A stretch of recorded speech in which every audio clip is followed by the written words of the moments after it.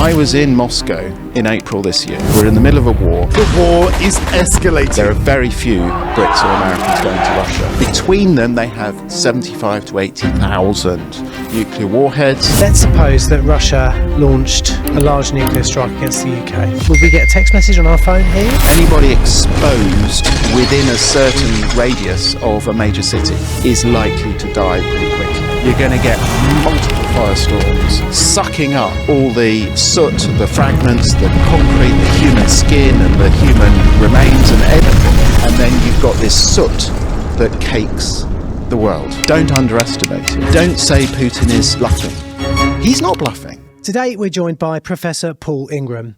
Paul studied philosophy, politics and economics at Oxford University. He has several decades experience leading diverse and multicultural teams to impact decisions on existential threats, particularly nuclear war. Can you tell that I've lifted this off a website that has your resume on it? I think I wrote it. Did you? Excellent.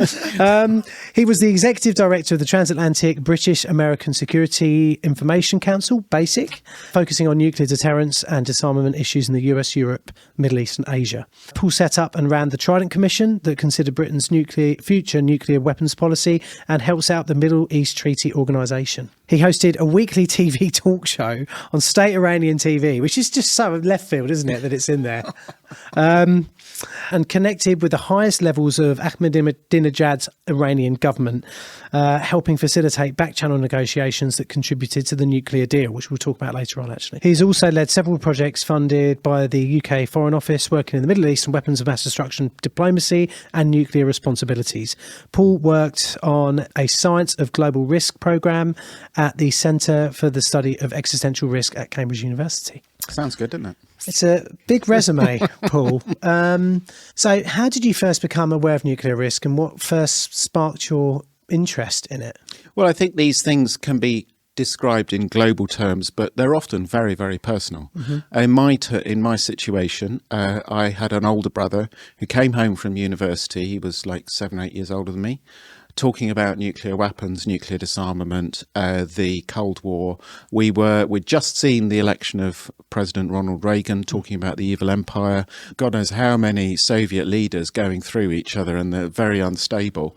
And it looked really dangerous. And so having an older brother talking about these things, who I was already putting up on a pedestal, really shook me. And I remember it wasn't so much the fear, though the fear was there, it was the anger that a small group of elderly, powerful men could hold the world to ransom. And we just carry on living as if nothing was happening. And that's been my theme, I guess, throughout my whole career, has been to shake myself and shake other people awake and say, look, we live under this incredible shadow. We're starting to become aware of it more now, but it's always been there. And we can't just close our eyes to it. It's really important that we learn from it and try and change. And talking about the shadow that we lived under, or you lived under then. So where are we talking about? Kind of the early 80s? Yeah, I don't want to guess your age too much, Paul. Yeah, no. We're talking about the early 80s. Yeah. And my first anti-nuclear march was in 1983, October. And it was literally within 2 or 3 weeks, either side. So on either side of that march, we saw almost the annihilation of the world because there was a Soviet early warning system that went awry. And the guy in charge, Stanislav Petrov, made a decision. And he could easily, and he says in all his recollections, it was 50-50. Yeah. If he'd gone the other way, we probably wouldn't be sitting here. And then 2 weeks after that march, my first CND march, we had the NATO Operation Able Archer, where again the Soviets misunderstood the nature of the exercise and thought that this was preparation for a NATO attack. An actual exercise, yeah. I remember when we spoke on the phone earlier, last week, when we were in preparation for this interview, that I'd actually mentioned to you, I've been to the Duga radar site that Stanislav Petrov was actually working at on the day that happened. Yeah. Can you explain to our viewers what happened in that scenario? Yeah, so the instruments that were relatively new, they'd only been operating for a few weeks, were showing signs of American incoming intercontinental ballistic missiles. Something that if you're reading those instruments, you'd be like, Yeah, I need it's to like, do something very quickly. I mean, we've all had problems with our computers, right? Yeah. And they can get really fucking annoying. Yeah, they don't right? end in the annihilation of the world or exactly. unleashing a nuclear war. Their stakes pretty high, Yeah. know, and your whole reason for being in that centre is to read the machines and make a judgment as to whether these ICBMs are coming in. No point in you being there if the moment they say there's incoming, you kind of go, oh, well, it's probably a glitch. The whole point of you being there is to take the readings, assess whether they're right or not, and then inform your hierarchy. Your hierarchy are also on an automated system where it's basically, if there's incoming American missiles, you press the button because that's what you've been trained for. Mm-hmm. So Stanislav is sitting there. All the signals look as if there's incoming, although what he does say is there's only a small handful showing. And what American president would launch a handful of ICBMs, which are not going to do anything significant other than perhaps wipe out Moscow? Big thing, right? But not like wiping out all the missiles that could disabling their. So reaction. In his mind, it didn't make sense, and so all the machinery was showing the right thing, but he said, "Oh, we need to keep testing. We're going to hold off," and that was what saved us. I seem to remember after that incident, he was demoted, yes. and typically Soviet kind of thing to do was to bury the problem and also get rid of him and push him to one side. It's really sad. Exactly. No, it's sad, but that is also inevitable because his role was to be a cog in the machine, not to make his own decisions. Yeah. And that was typical of the Soviet Union at the time. If we could go back to 1945 and look at the difference in nuclear capabilities that countries have from when, was it Fat Boy and... Little Boy and Fat Man. Little Boy and Fat Man were dropped on Japan at just before the end of World War II. Yeah. And then how nuclear capabilities and especially numbers of nuclear weapons have changed from then until today. Sure. So there was a race during the Second World War. At least we thought we were in a race, and it was actually the British that kicked it off. There was a serious exercise over the first couple of years of the Second World War, which then was used to convince the Roosevelt administration that they needed to plough money in, and boy, did they plough a lot of resources in. So bear in mind, we're in the middle of a Second World War, great industry focused on churning out military equipment. But a large slice was taken out of that necessary exercise in order to do cutting edge physics research on nuclear weapons. So there's this momentum that inexorably goes to August 1945 and the dropping of the two bombs. That then kicks off an industrial machine that the Americans are churning out nuclear weapons at an ever-increasing speed. And the Soviets catch up in 1949, 4 years later, and they start to race. And they start developing hydrogen bombs. These are where the particles are fired at each other rather than splitting the atom. It's fusing them, and that creates a much bigger explosion. So the yield of these bombs goes up 1,000-fold or 10,000 even for some of these bigger ones. They're huge bombs. So Hiroshima and Nagasaki, city killers, but these are just like mega city killers. And we get to a stage in mid-1970s when the Americans have somewhere in the region of 35,000 warheads, and the Soviets have about the same, and the Soviets keep building. So by the time that we're now in the early 1980s, the Soviets have a good 10, 15, 20,000 more than the Americans. Between them, they have 75 to 80,000 nuclear warheads. Many of these, multiple hundreds of times bigger than the Hiroshima and Nagasaki bombs. You then also in the 1980s, this is a major thing, not just because I got involved, right? But because the scientists at that point are starting to look at the global effects of nuclear use. And we have the emerging theory of nuclear winter. The idea here is that as the bombs explode on the cities, you get these firestorms. We saw firestorms in Hiroshima with a relatively small bomb. You're going to get multiple firestorms sucking up all the soot, the fragments, the concrete, the human skin and the human remains and everything, sucked up, pushed up into the atmosphere, way beyond where the clouds form and the weather forms. And then you've got this soot that cakes the world. Yeah. Temperatures would plummet. You'd have crop failures and stuff like this. This is with like 70 to 80,000 nuclear warheads exchanged. More recent research that I've been involved with spreading awareness of looks at much, much lower numbers of exchange, even just a small 10 or 20 or 100, let's say 100 Hiroshima type. 100 still sounds quite a lot to me. It's a lot. It's a lot. But bear in mind, India and Pakistan have well over 100 each. Many of those are thermonuclear, the bigger nuclear bombs rather than the small ones. So even 100 of the small ones create these global effects.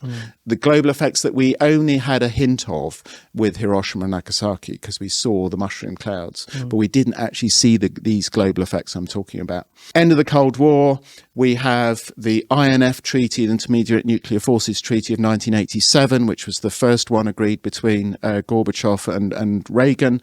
And then you had the START Treaty that was agreed in 1991. These are two landmark agreements that mark the end of the Cold War and a massive reduction in the number of nuclear warheads I was talking about. You also have these unilateral initiatives, quite crucial to say most of the nuclear weapons that were disarmed outside of treaties by the two presidents in tandem at the same time saying, Cold War's over, we're going to withdraw, dismantle these nuclear warheads. Tens of thousands of nuclear warheads are dismantled, and the graph goes down dramatically in the early 1990s. And we get to a point where we have somewhere in the region of 5,000 nuclear warheads deployed at the moment. 2,000 or 3,000 extra in storage. And I'm still only talking about the Americans and the Russians because we also had 5 officially declared nuclear weapon states recognized under the Treaty of the Non-Proliferation Treaty 1968. And then we have 3 or 4 rogue states that are existing as nuclear armed states but outside of the international recognized state. These are India and Pakistan, North Korea, of course, and Israel. And these have a few hundred nuclear warheads each. Where does China fit in with all this at the moment? So China was recognized as an official nuclear weapon state. Okay. Mao Zedong didn't believe in nuclear deterrence, but his principal adversary, the Americans, did. So he thought, well, I need these nukes because they believe in them. So they then acquired a very small number. I mean, we're talking somewhere in the region of 20 to 30 intercontinental ballistic missiles that could reach the Americans. They thought that was enough. So they weren't engaging in the arms racing in the same way. They declared, the moment they had nuclear weapons, they declared they would never use them first. So there were always ever a retaliation, which is not the case for the Americans. The Americans have never declared that. Okay. The Brits have never declared that. The Soviets declared that in the Cold War. Nobody really believed them. The only countries that declare it are the Chinese and the Indians. So the Chinese, until very recently, have had quite what we call a recessed, a sort of in the back pocket nuclear arsenal. A lot more small range stuff for regional conflict. But we are now witnessing the last few years an expansion. Xi sees himself as, great global leader alongside, Trump and Putin, and he needs his nukes to show that he has as much in his trousers as anyone else. And we obviously have issues currently with what's happening in Taiwan. I suppose you'd call it saber rattling that's going on out there at the moment. Indeed. But nuclear weapons obviously have cast a shadow on that. They cast a shadow. It's another zone of worry within the world at the moment with what's going on. There are a number of triggers at the moment that we're looking at with concern. Taiwan is right up there. And one of the reasons why Taiwan is up there is because it feels so intractable and so zero-sum. The Chinese, the Taiwanese officially, the Americans officially believe in a one China policy, as in there is only one China. Mainland China and Taiwan form part of the same country. That's been the sort of illusion. Clearly, in reality, Taiwan is a Western-leaning liberal democracy, which is probably more of a democracy than our own. And it's certainly more interesting in terms of its experimentation around democracies. And you've got China, which is not a democracy, never will be, nor it doesn't look like it anyway, and is based on communist principles. So it's like the trouble is for China is that, of course, the Taiwanese are getting bigger and bigger for their boots, and they're kind of going, this is an illusion. It's let's just call the empire. We're a completely different nation. Yeah, exactly. We're, emperor's clothes and all that. And the Americans are kind of going, yeah. I mean, we actually depend on these people for the cutting edge technologies that our artificial intelligence relies on, and we're going to defend Taiwan. So from a Chinese perspective, it's the Taiwanese and the Americans that are disrupting the system.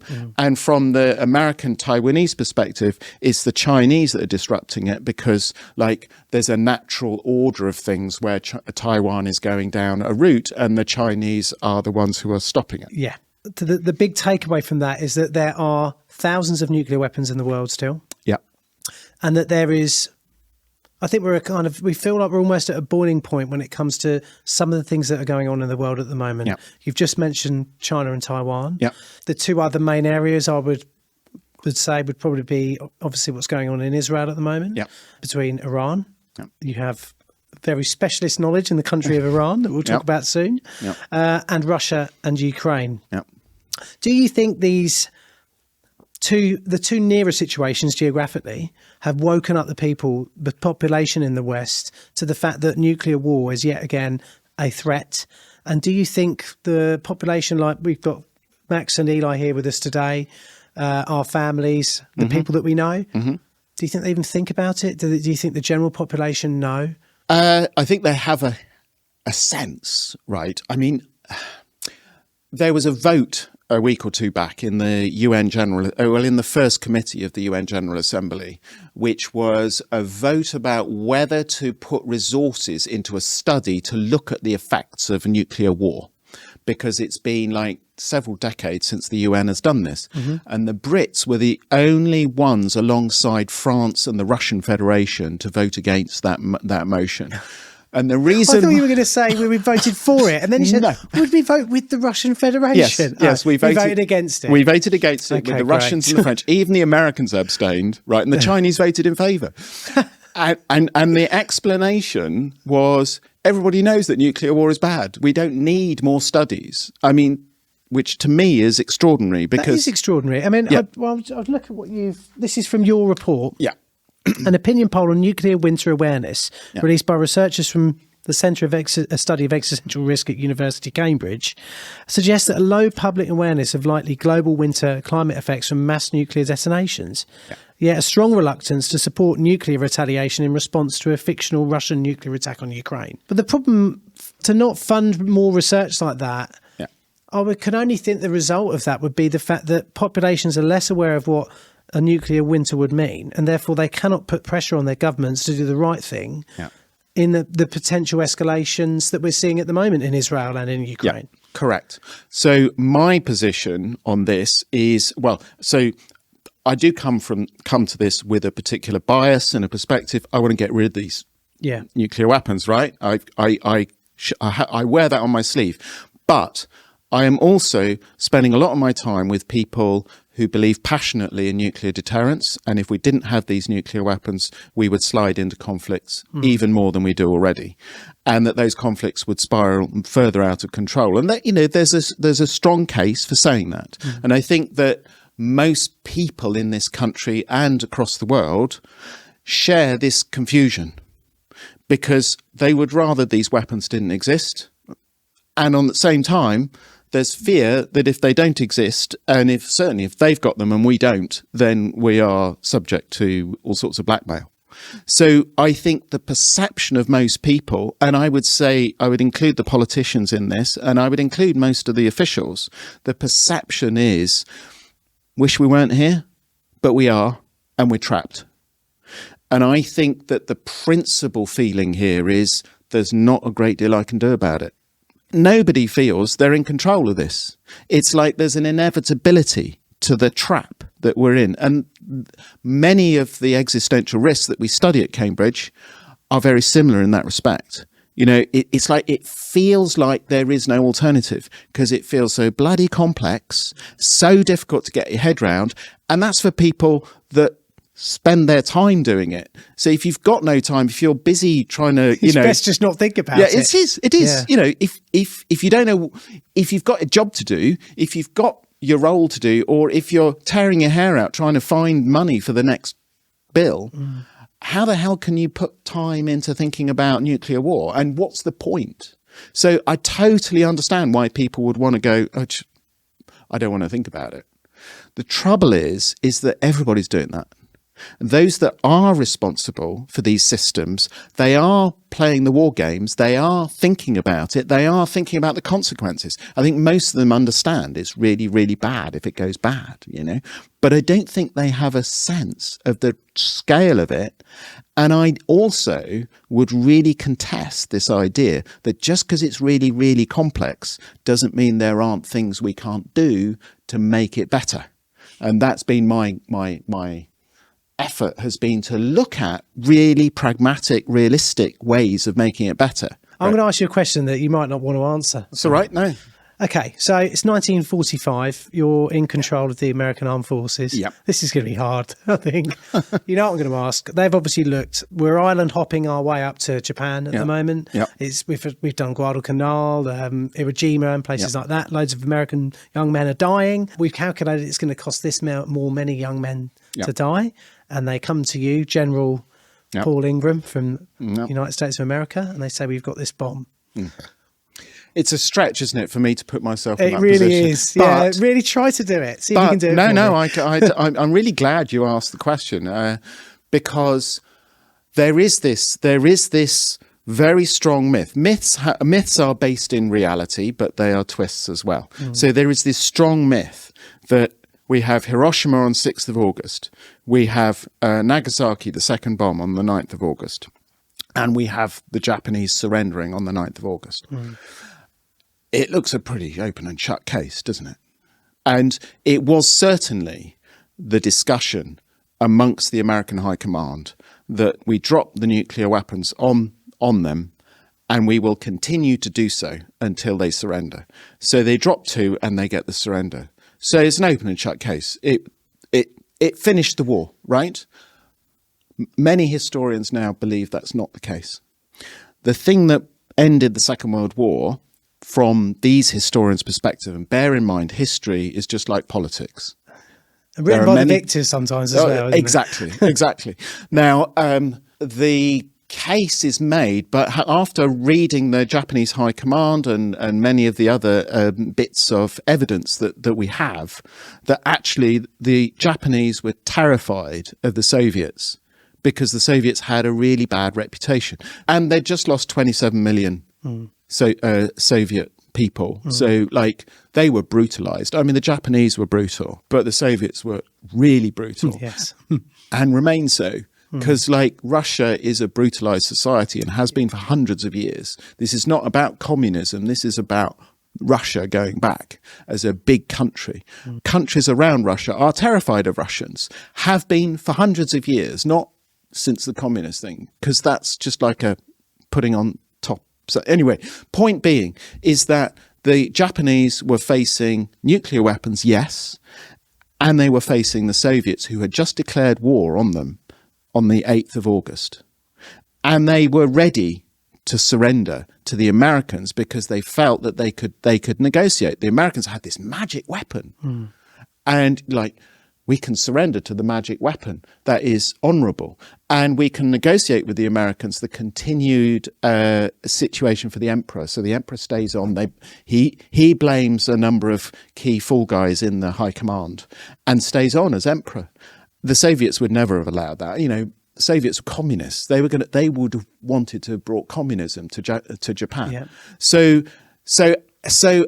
you take me back to the scenario, and I go, maybe, but actually, history, politics, decisions like this, we make them as if there's sort of simple, consequential dimensions to them, and actually, I think they're not. They're much more complex. What happened was that this was the culmination of 4 to 5 years of of increasingly brutal wars. I mean, you were talking about the hand-to-hand fighting. The brutality in the Pacific Ocean between the Americans and the Japanese was horrible.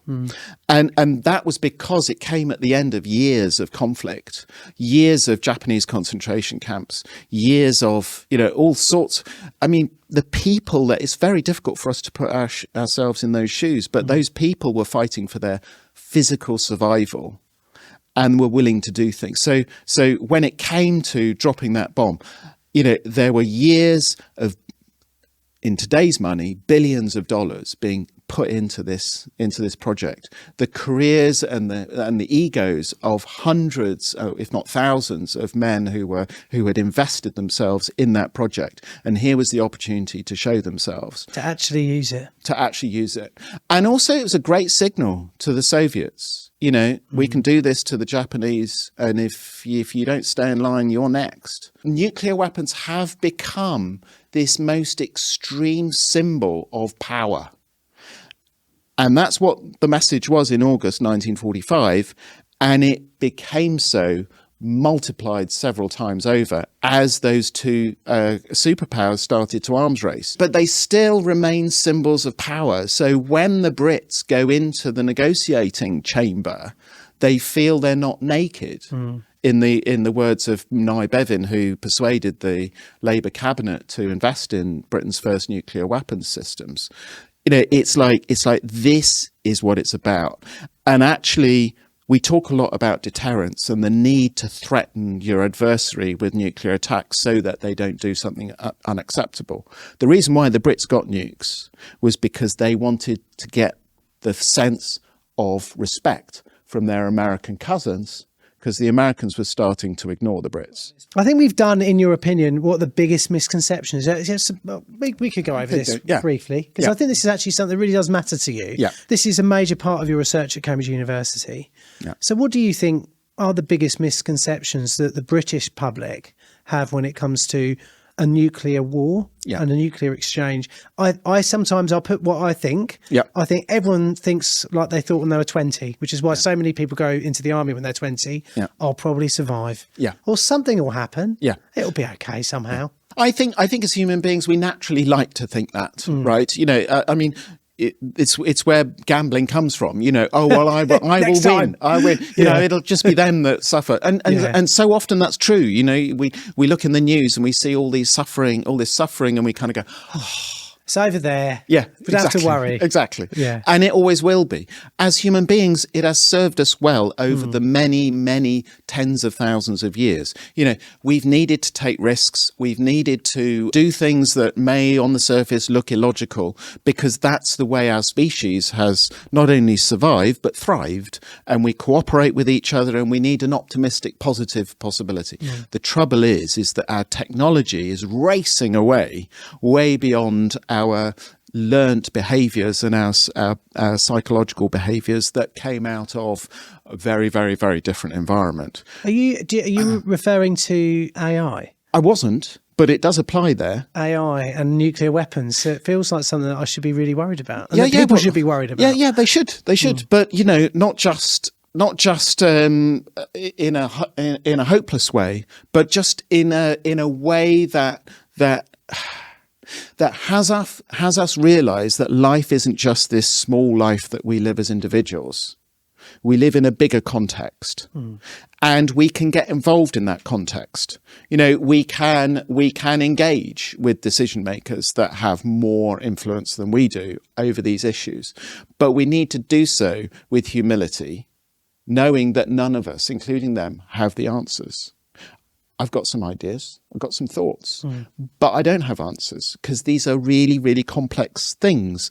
And they do come down to big global forces, but they also come down to very simple lessons that we all learn in the playground and in the office or with clients.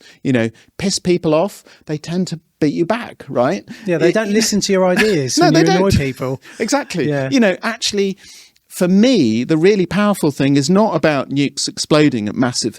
It's about how do we as human beings manage our relationships with each other in ways that are constructive and positive. That was a question I was going to have, because you were involved in campaign for nuclear disarmament when you were younger. That's what is that what you joined after your brother? That's right. Yes. So do you feel? I always get the feeling when I think about the CND, it was very protesty. Yep.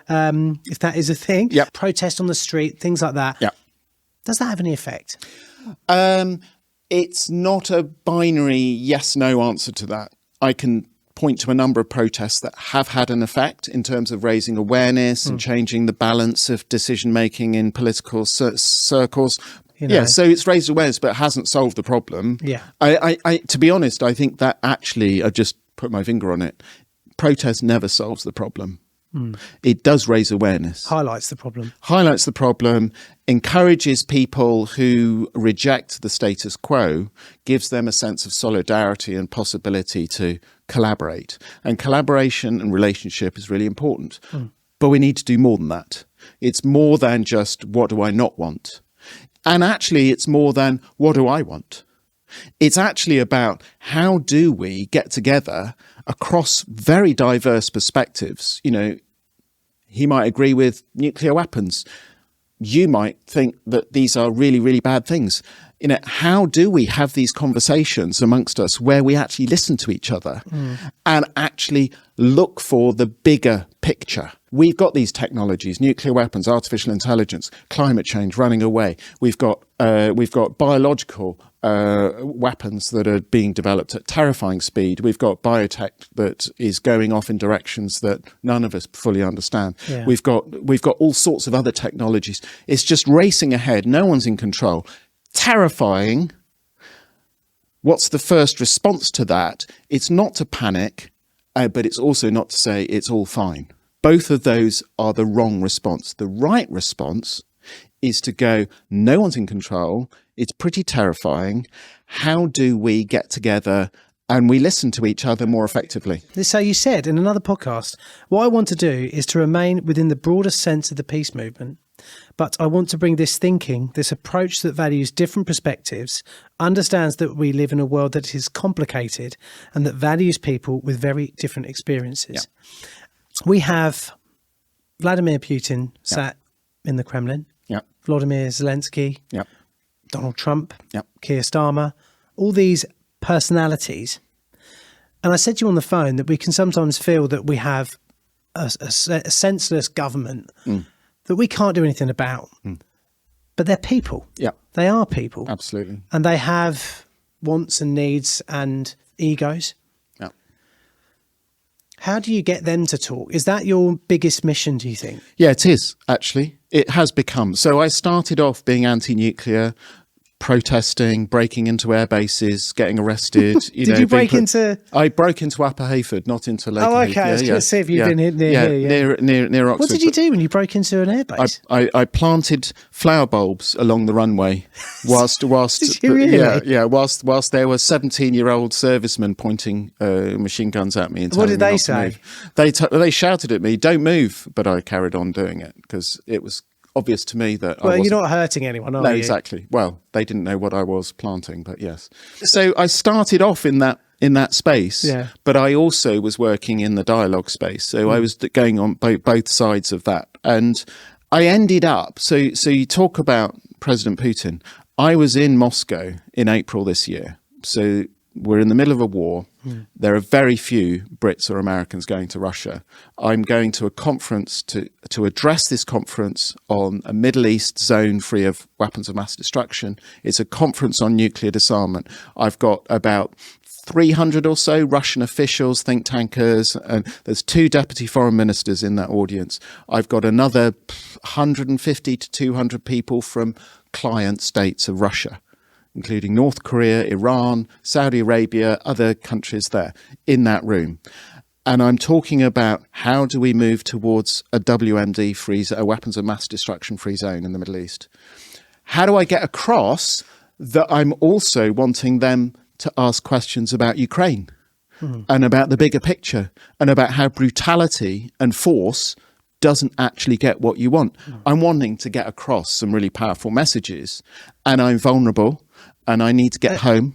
You sound it sounds like an incredibly brave thing to do, Paul. So what I do is I start off talking about how much shame I feel. I feel shame coming from a country that has such a legacy in the Middle East that we played a significant role in the creation of Israel, in the settlement with the Palestinians, in the conflict with Iran, Pakistan, India, exactly. as well. Across that whole region, Britain has played a really powerful role, and it's not been good.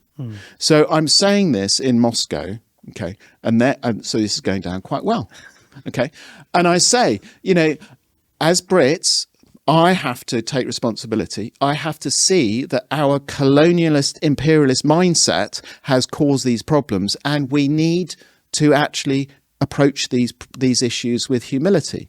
And then I started going down the 10-step program of addiction and how we needed to overcome this addiction. And I said, those of us from states who still are addicted to imperial attitudes, who invade countries across the other side of the world or next door, need to help each other overcome this addiction. And it was really powerfully received. And they could hear that here was a Brit telling them they should get out of Ukraine in a roundabout way. But I tell that story because I think it's really important to remember that we all have egg on our faces. It doesn't matter how pure or righteous we are. We have been involved in the problem. Everybody has.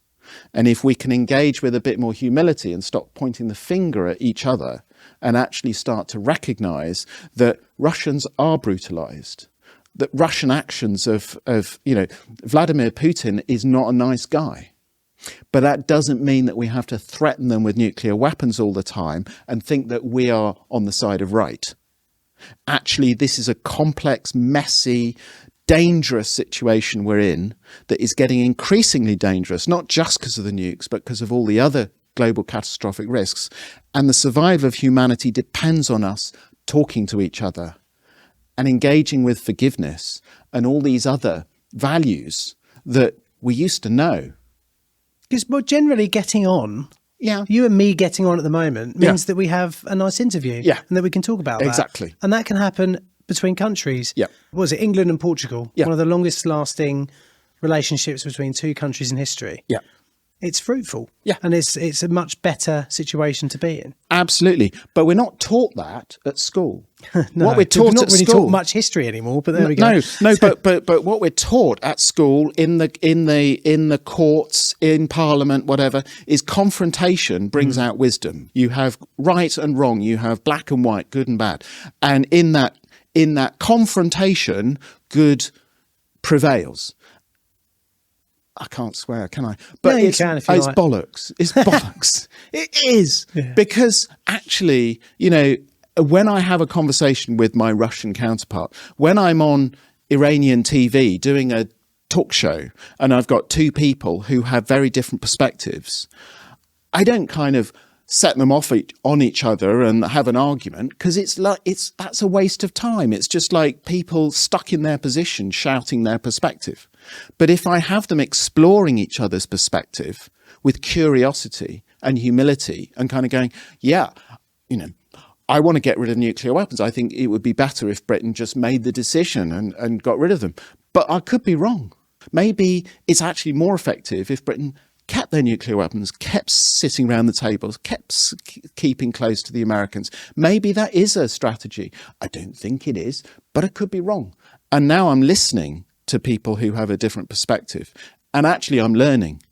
And in the learning and in the mutual learning, there is potential for greater relationship and growth in that relationship. And a rounded reason to your, sorry to interrupt, but a rounded reason to your standpoint as well. No, a lot of people think someone disagrees with me, therefore I either think that they're wrong or I'm right or one way or the other. Yeah. But often there's common ground in disagreement. Totally. And that's important, especially when it comes to what you're working. It is the area you're working in. It is. And my message to the listeners is: you may not be working in nuclear weapons, but the message is not actually about nuclear weapons. We are all engaged and have opportunities to engage in making this world a better place because of the relationships that we have in our everyday lives. I'm engaged at the moment in a divorce process. It's really challenging. It throws up all sorts of emotional challenges.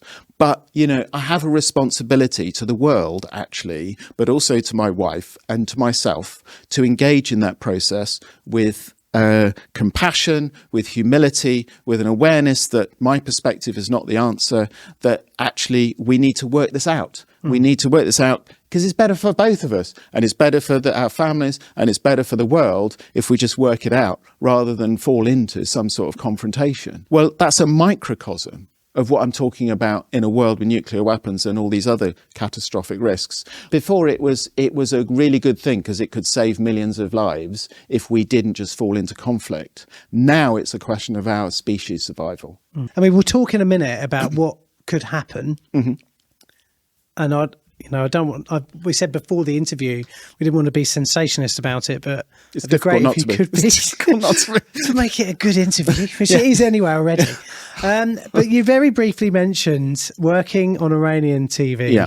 Just tell me how did that happen? How did it happen? Yes. And what was it like? Yes. So I never had an idea that I would ever be a TV talk show host. Well, so That when was you were at not Oxford doing PPE, you were Yeah. like, I want to be an No. Iranian TV talk show host. Absolutely one day. not. No. And, I often talk to young people about their career choices. And my big message is see the opportunities when they arise. Don't stick to the plan. Have a plan, but don't stick to it. I so agree with that. So many people, I started out in life as a plumber. Right. And I'm not really doing that anymore. Right. So whatever you start off doing, Yeah. especially if you're 20, Yeah. it's probably not going to be what you're doing by the time you're 45, 50. Yeah. But anyway. Particularly the case now. Yeah. But no, I never had it in my plan to be a talk show host. It wouldn't have interested me early on anyway. But what I was a defense analyst. And I appeared, the Iraq war blew up, there was a huge demand for defense analysts. I had a different perspective from most defense analysts, as you might imagine. Yeah. And so I was appearing on a lot of TV channels, making commentary about the Iraq war and the aftermath. The Iranians saw me, they invited me on, they liked what I said. They invited me on again. They invited me on again. I was critical of the Iranian perspective, but I was also critical of the Western perspective. I was trying to apply my principles I've been talking about. And after a few months, and I was like on Iranian TV 3 or 4 times a week, they said, well, do you want your own TV talk show? That's simple. Now, somebody in the Iranian TV channel network saw an opportunity to put a foreigner in charge of a political talk show to push the boundaries. I have no idea what their political agenda was. And we're talking about the Iranian government before the one that we have now. Correct. Several iterations. Yeah. So the guy in charge was President Ahmadinejad. Britain had no diplomatic relationship with Iran at the time. We did have an embassy. It had been sacked, and we withdrew.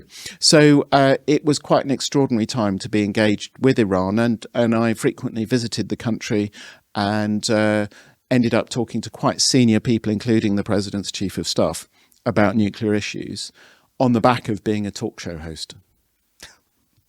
You said to us on the phone as well that you sort of just, and I was pulled in by MI5. Yeah. Well, how do you get pulled in by MI5? Or do they sidle up to you when you're about to get on the bus or something? They just give you a message. We'd like to see you in such and such a place. They don't say they're MI5, but just they wanted to have a conversation with me. They initially asked me, why do you think you're here? And I said, I assume it's the Iranian connection, but it wasn't. It was a Russian connection. So they didn't know about? They didn't know about, well, that section of MI5 didn't know about my Iranian connection. And what was your Russian connection? I work on nuclear weapons. I engage with diplomats. Diplomats can have 2 hats. One of these diplomats, who was Russian, had 2 hats. Okay. At least that's what they told me. And I had no reason not to believe them. Or do you think he was FSB? Yeah, or whatever the other one is. Wow. Yeah. And they didn't know about No. you were Well, on and I went Iranian in- state TV with your own talk show. And I went in and MI5 out of didn't know. Israel a couple of times, and they didn't quiz me about the TV show either, which strikes me as very strange. Maybe we should be nice to Mossad and MI5. Maybe they did know and they didn't want to show their hand. Who knows? Who knows? Very interesting. Yeah. So originally when I was researching for this interview, I was going to use Iran as our testbed ground for our sensationalist section of the chat. But then I found not a paper, I suppose, but a report that you and your I believe you and your team had written. Yeah. And I think you said to me earlier on that your son had done these graphics for you. Yes. Very nice. Talking about billions of people dying. Yes. Well, but it's very interesting as well that you do have children and that you work in this sector. It must really. Yeah. I've got an 8-month-old baby son myself. I just think, oh my God, I hope it doesn't happen. I hope something like that doesn't happen. Yeah. It must be something that's kind of always there for you. It is for everyone, isn't it? But when you're a parent, it does make a huge difference, doesn't it? It does. But I've never believed in shielding my kids from what I do. So they've always known. Well, 18-year-old. But even as a 4 or 5-year-old, you know, I was talking about nuclear weapons in front of them at a very young age. So it was always something in the house, around the house. Absolutely. And you know, my 5-year-old daughter went to school and talked about nuclear weapons in the playground. I was not the other parents' best at the school gate. At the school gate. They'll come away crying their eyes out from it. But then a couple of years later, I was actually teaching in primary school about nuclear weapons. Yeah. Because I think it's really important. And the importance of it is actually not we've got these nuclear weapons, we're all going to die, you better get rid of them. It's we've got these nuclear weapons. They are a logical extension of the playground dynamics. So question, not statement, question to the kids, what do you do about a bully? And it was fascinating when I asked that question because, you know, these primary school kids were experts in how to deal with bullies. What was most of their answer generally? Well, I'll tell you what it wasn't. It wasn't tell the teacher, which is kind of what you would expect.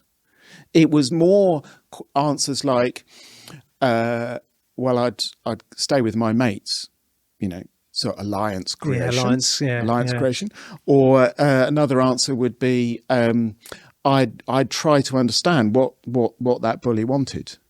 It's incredibly sophisticated. For an 8 or 9-year-old. Yeah, that's probably the most helpful answer. Yeah, that's probably something they don't say, but to ask them what they wanted is a very deep answer, isn't it? It is, and of course, you know, the bully probably doesn't know. And it's all really complicated.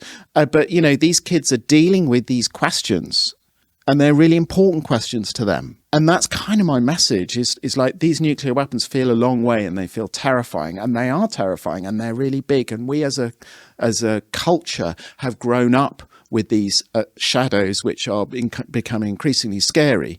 But in the end, they are simply logical extensions of what do you do about the bully?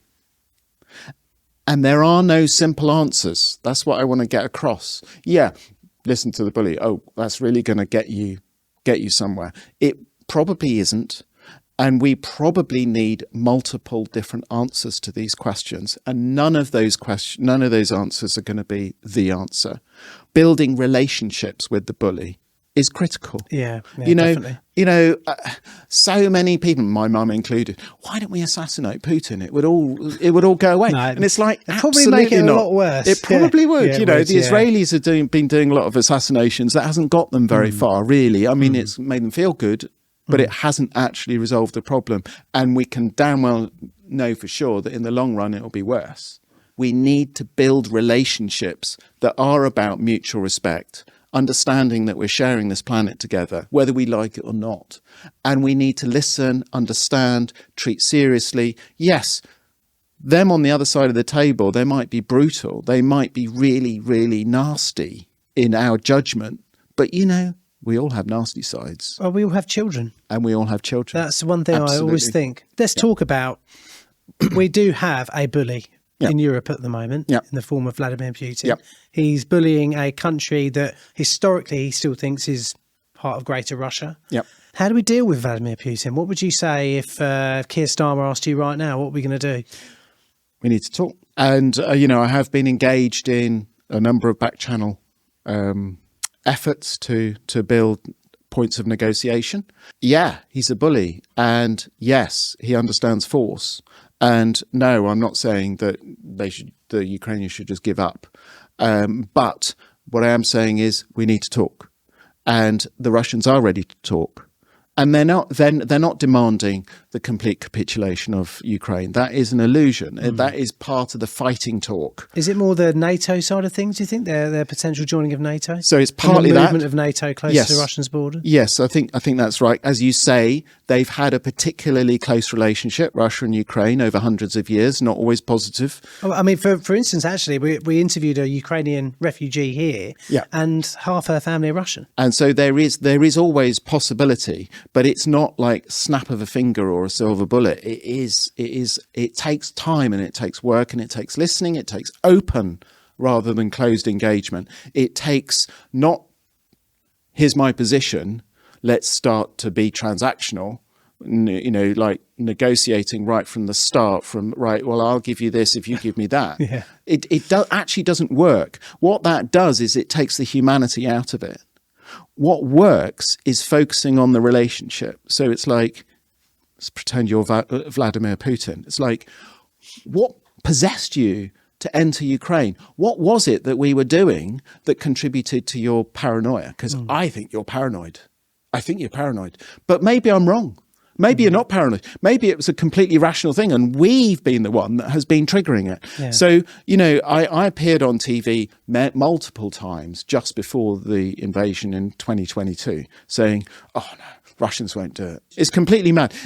They might take Kyiv, they might take Ukraine, but then they're just starting into a whole long saga that will end with them being booted out, because we've learned that from Afghanistan, Iraq, and all sorts of places. The Russians will be stupid to go in, and they went in. Why did they go in? Because I misread it, completely misread it. I was wrong, but they thought that the alternative was worse, and the alternative is this ever dramatic shift in Ukrainian politics towards the West. So for the Russian Kremlin, not necessarily the Russian Federation, but for the Kremlin, this was, I think, in hindsight's a great thing, an existential moment. And we misread it. I misread it. The West misread it. Well, the Western intelligence agents knew that it was going to happen. They kept sounding the alarm bells, and, I've seen intelligence in the past and I've suspected it. And so I was already primed to reject that intelligence. It was accurate, but they didn't say why. And the why is the crucial thing. And I was appearing on TV saying, the Russians feel under siege. They had promises that NATO wouldn't expand. NATO expanded right up to their borders. NATO has always been very hostile towards Russia, even in the warm times in the late 1990s. We had the NATO-Russia Council. The way Russia was handled in the NATO-Russia Council was appalling, because they had lost the Cold War. Why should we bother to listen to them? Yeah, they've got a few nukes. That's about it, really. That was the perspective. And that was the underestimation of the role of nuclear weapons, which I'm here today, in part, to say, don't underestimate it. Don't say Putin is like bluffing. He's not bluffing. Yeah, that's really scary to say that he's not bluffing. He's not bluffing. Which is why it's so important to talk even more with his diplomats. Yeah.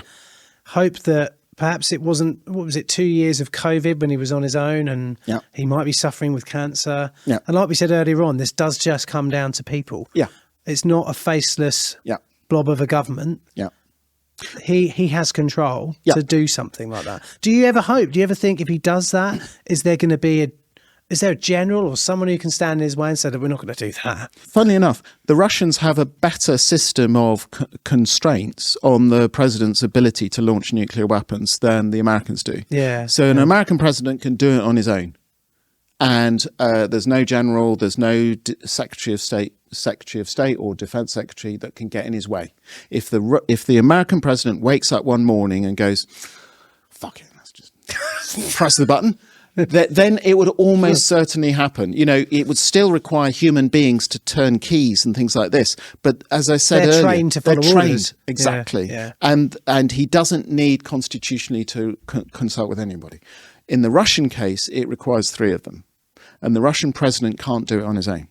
But it's a small reassurance, you know, because there is a Kremlin groupthink thing here, and it's really difficult to place huge confidence that will stop them from launching nuclear weapons in certain circumstances. Now, what I would say is that I think that the Russian behavior does suggest that we're quite a long way away from any Russian use of nuclear weapons. I don't want people to be listening to this and go, oh, it's imminent. No, it's not. And actually, there is a very rational, logical, consistent with Russian nuclear doctrine behavior over this, with a number of exceptions, not of Putin, but of some others, you know, TV anchors, and sometimes Medvedev has said some really stupid things.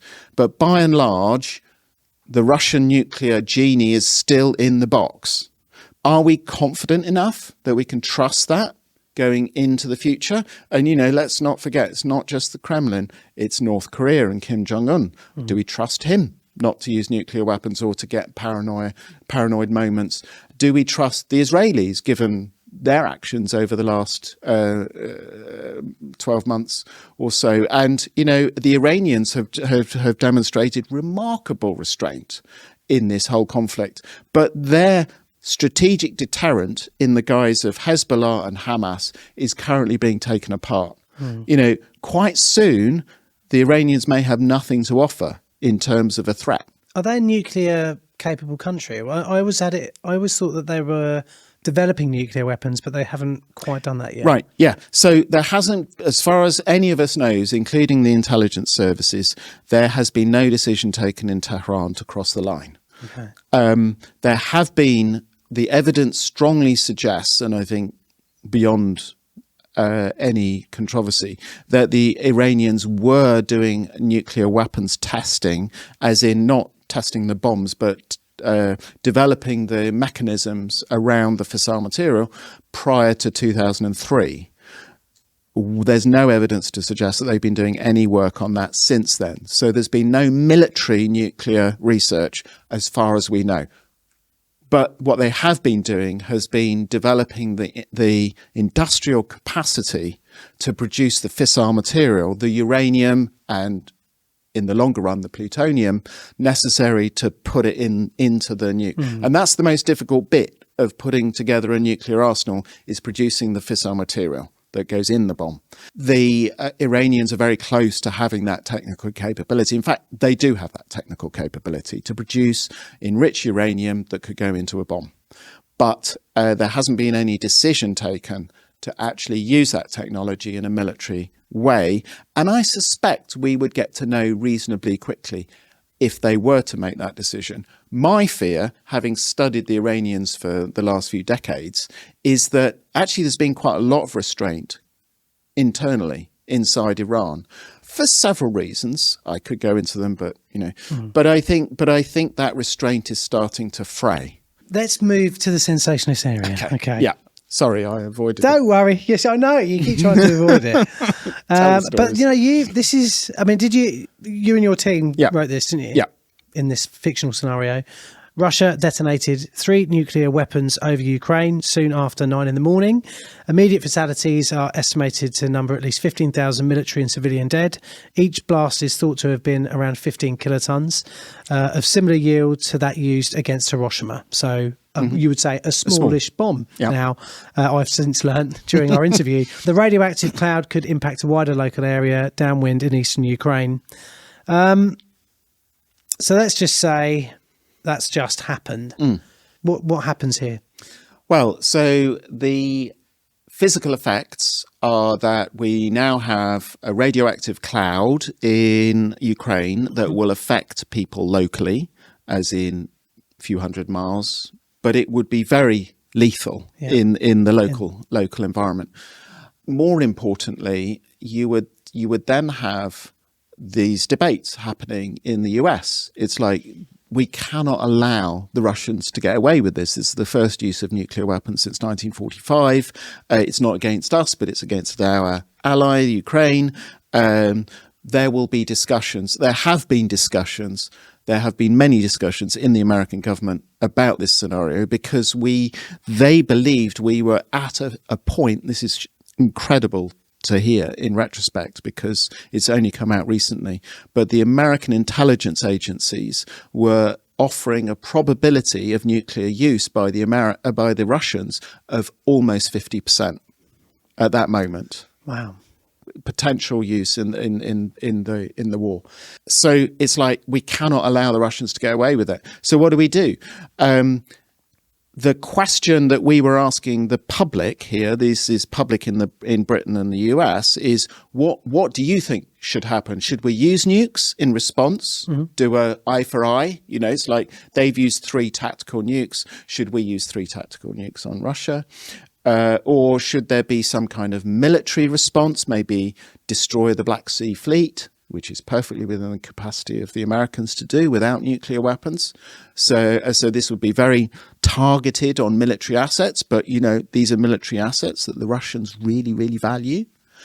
And would they accept that? You know, it's like 3 nukes and then their Black Sea fleets taken out. There is this phrase that's used by both the Americans and the Russians, which is, we need to restore deterrence. The Israelis use it too. It's like suddenly there's some action which they have to respond to in order to maintain the fear and the threat that you have. So their 3 nukes didn't work because their Black Sea fleet's just gone. You know, in military terms, that would be a huge catastrophe and it would be a massive step back in the war. So they have to respond to maintain their face. I think they would. I think in my head, as a person who doesn't know how all this would work, that the speed at which it would get out of control would be incredibly quick. It would. It would. Hours or days? Certainly hours to days. It's very difficult to know. You know, if we look at the Israeli-Iranian situation, the responses have been weeks sometimes between the provocation and the response. We often, in deterrence circles, we often think that it's really important to respond immediately. The situation between the Americans and the Russians is such that they are both on launch on warning situations. So it's like, as we were talking about earlier, if there was a signal that the Russians had launched on the Americans would launch back.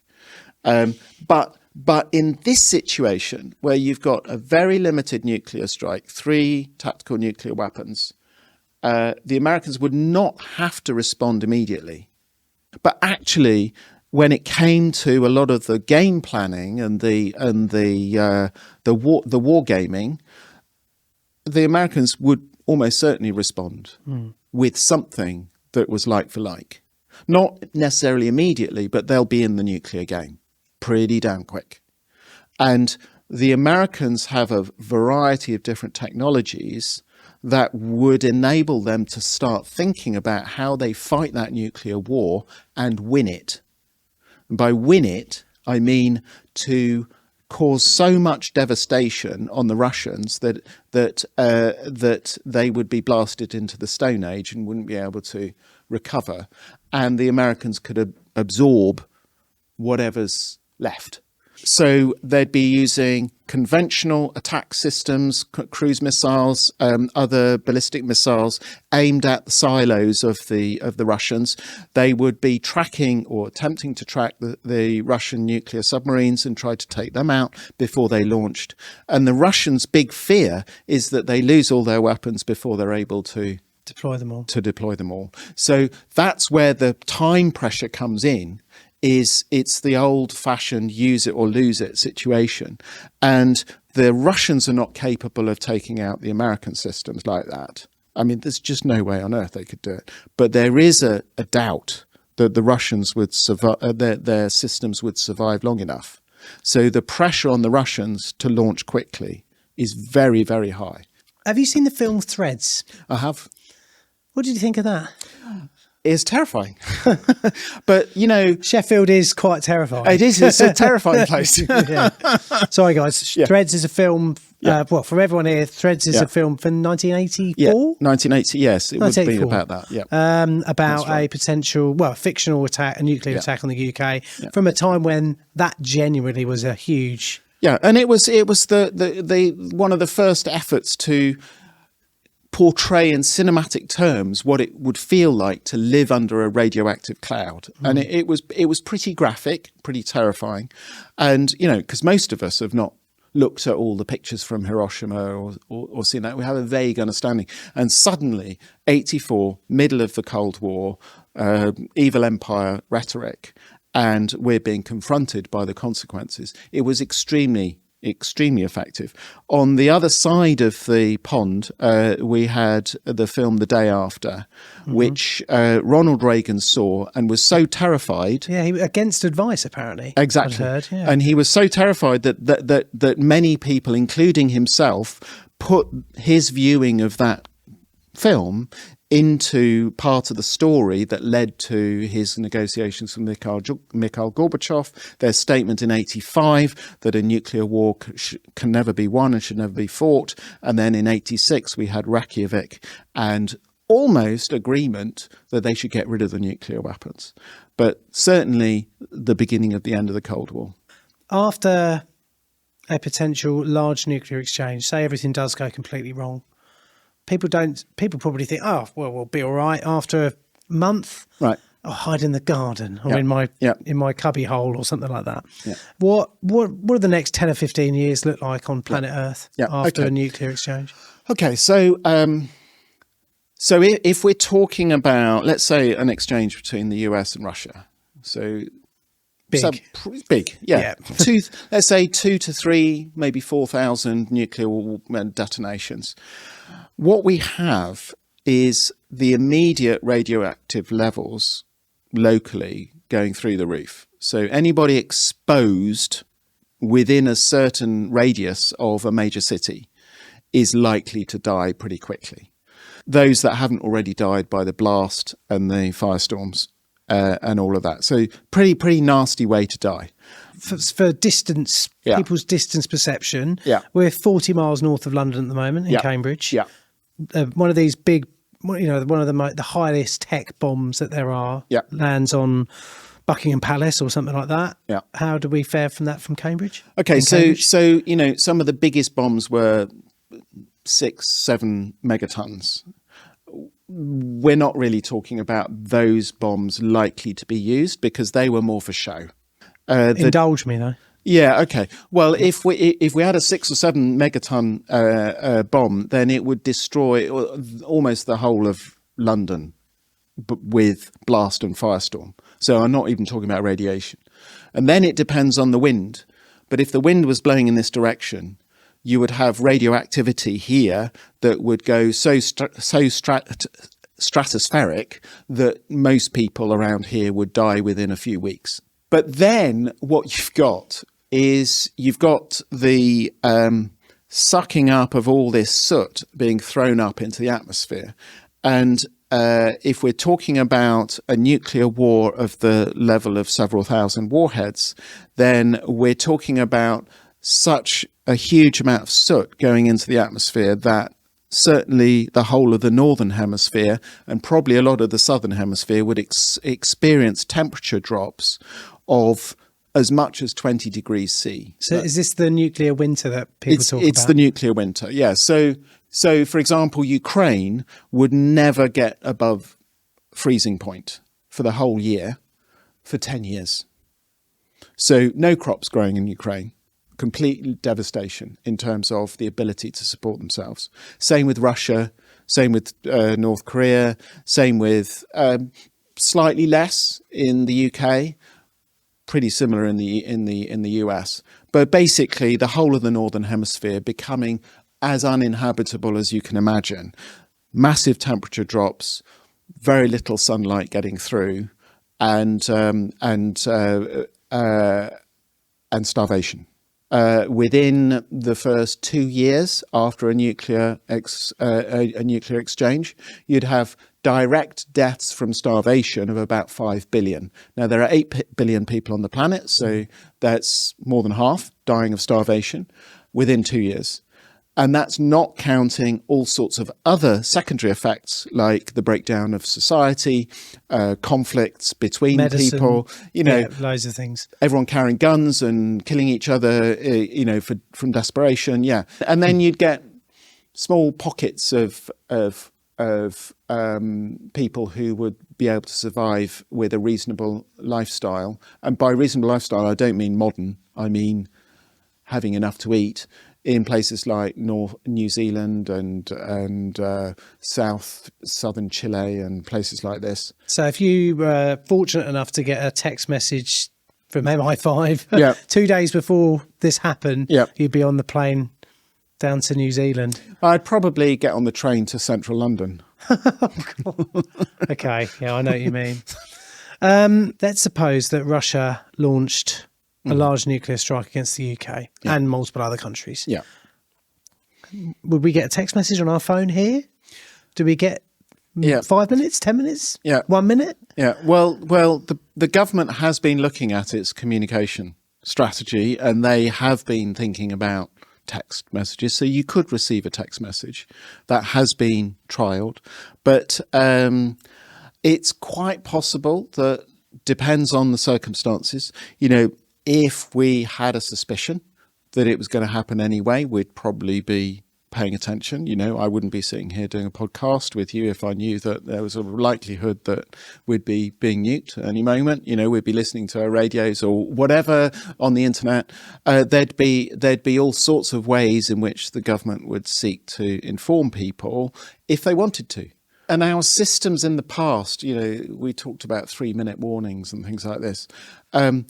It was in order to give the public a sense that they were involved in this grander confrontation with the Soviets. It was a very important part of the process. So the government put a lot of money into public relations, warning people, sending out leaflets. What do you do in the case of a nuclear weapon? There was this whole campaign during the 70s called Protect and Survive. And the purpose was not to scare people, although it did scare a lot of people. The purpose was to basically communicate to the Soviets, we're ready. Our populations are ready. We're serious. We will press that button if you press us. So it was all part of the deterrent strategy.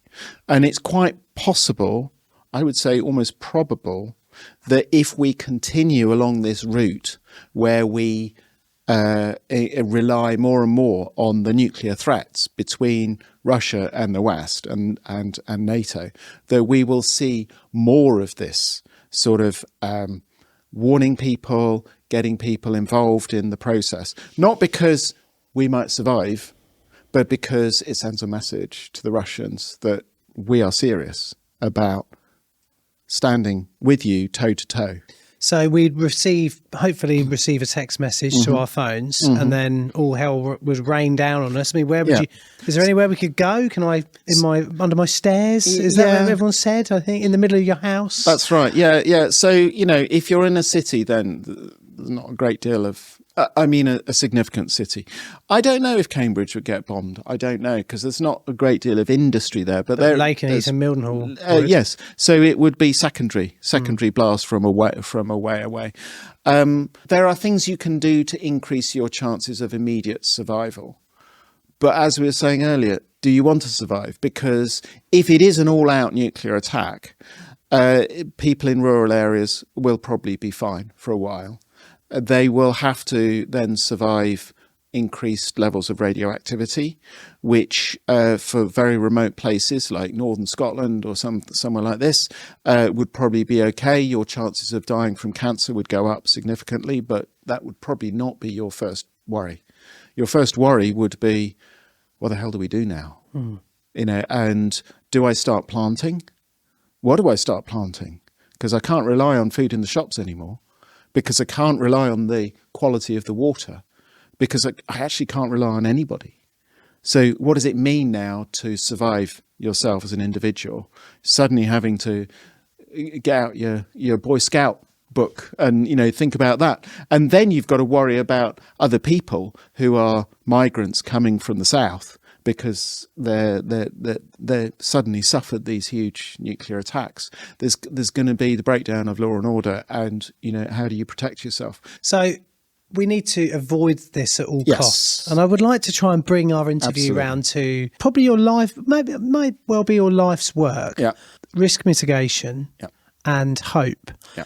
I've had a number of relationships with different governments over my career, and I formed a particularly close relationship with the Swedish government when it was under a different colour, different government. They liked a lot of what I had to say, and I was suggesting that instead of having this confrontational approach to nuclear disarmament diplomacy, which hasn't really got us very far, I was suggesting a different way, which was about building dialogue processes. So as a bunch of non-nuclear weapon states, states without nuclear weapons, how do they draw the nuclear weapon states into a conversation? You don't do it by bashing them over the head or telling them that they're evil or that they're wrong in deploying nuclear weapons. What you do is you suggest to them ways in which the system can be improved in some way. It might be quite a modest way, but it's like drawing them into an open conversation. And in fact, if you do that with some degree of humility, hey, we're Sweden. We don't have nuclear weapons. We don't have the technology awareness, the knowledge. We don't know as much as the Brits about nuclear weapons or nuclear disarmament, but we've got some ideas. We think it might be a good idea if you were to improve your guarantees to states without nuclear weapons that they're not going to suffer attacks from nuclear weapons. You might consider declaring that you would never use nuclear weapons first. Now, you're going to tell me as a nuclear weapon state that I'm wrong about those ideas. Great, that's fine. What I want to know is why I'm wrong, and I want to have your ideas about how to improve this situation so that the nuclear risks go in the right direction rather than the wrong direction. They're going in the wrong direction at the moment. We need to make them go in the right direction. And actually, it's in your interest as a nuclear weapon state that these go in the right direction too, because nobody wants nuclear risk to run out of control. Now, my argument's gone a bit pear-shaped since then, because since then, Russia invaded Ukraine, Sweden joined NATO, Sweden made lots of noises about nuclear weapons now being essential, etc. So this is a past, bygone era. The initiative still exists, and the Swedes did an amazing job. They pulled together 16 governments which met at foreign minister level. They all flew firstly to Sweden and then to South Korea and then to other countries to meet to talk about my project. Paul, thanks ever so much for coming in today to speak to us. I think everyone's really enjoyed it, haven't you, guys? Yeah? It's been brilliant. Yeah, I want to have a question that we kind of ask all of our guests that come in, and you're our first guest to have come on in the format that we're in at the moment. But what would you tell the young Paul Ingram if you could speak to young Paul, maybe just starting up at going to the CND protests or before going to Oxford University? And this doesn't have to be about what we've been speaking about today, but what would you tell that young man? Yeah, what I would say is you've got a lot of energy. You've got a lot of passion. This is great. This is a good thing. But it's really important to work out how you channel that in ways that also respect the fact that you don't know everything. That doubt is really important. That actually, if you are in touch with your doubt and you are speaking with somebody with a very, very different cultural perspective, the really powerful thing is to be vulnerable and open with that doubt, and to create a relationship. And that's much more important than getting your point across or being right. Right? Thanks so much, Paul. Did you enjoy that? I did.